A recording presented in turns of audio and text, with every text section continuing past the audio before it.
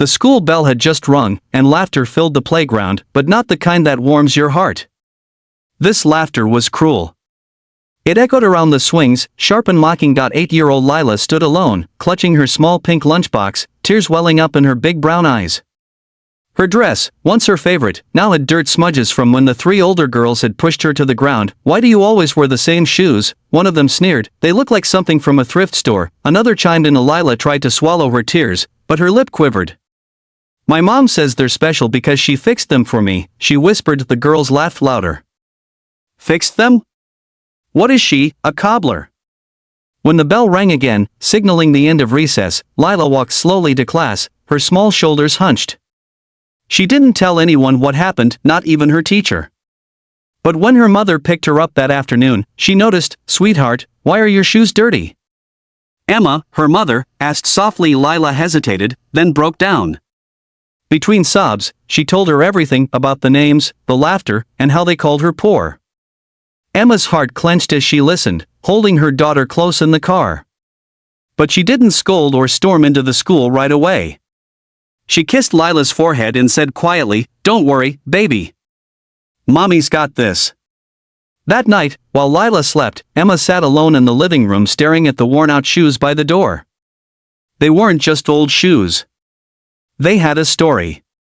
Lila's late father had bought them for her before his deployment overseas. He never came back. When they tore, Emma had stitched them herself because she couldn't bear to throw them away. The next morning, Emma packed those shoes into a small box and went to the school, not to complain, but to teach a lesson. In the classroom, the teacher looked surprised when Emma entered with Lila. "Mrs. Carter, is something wrong?" Emma smiled. "No, I just wanted to share something with the class."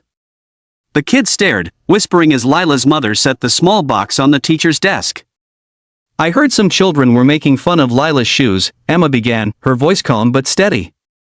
"So, I thought maybe I should tell you why they're so special." The room fell silent. Emma opened the box and took out the tiny shoes. These belonged to Lila's father. He bought them for her before he went to serve our country. He never came home. "I stitched them when they tore, not because we couldn't afford new ones, but because they remind us of him." A hush spread through the room.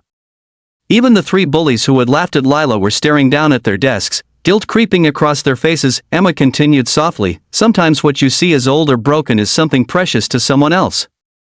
We never really know the story behind someone's life.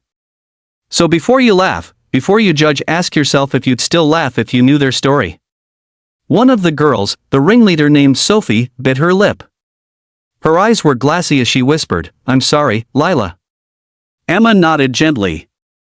"Thank you, sweetheart. Apologies matter when they come from the heart."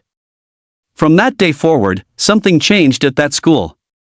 The 3 bullies began sitting with Lila at lunch. They learned she loved to draw and that her dream was to make shoes one day, beautiful ones that made people smile, and she did. Years later, Lila Carter became a well-known designer, launching her first collection called the Stitched Heart. Each pair carried a tiny heart embroidered on the sole, a tribute to her mother's quiet strength and her father's memory. At her first fashion show, reporters asked her what inspired her success. Lila smiled, tears glimmering in her eyes. "When I was little," she said, "some people made me feel small because of what I wore. But my mom taught me that what truly matters isn't what's on your feet, it's the path you choose to walk." The crowd stood in applause, many wiping tears. Emma, now older and proud, sat in the front row, the same pair of mended shoes resting beside her.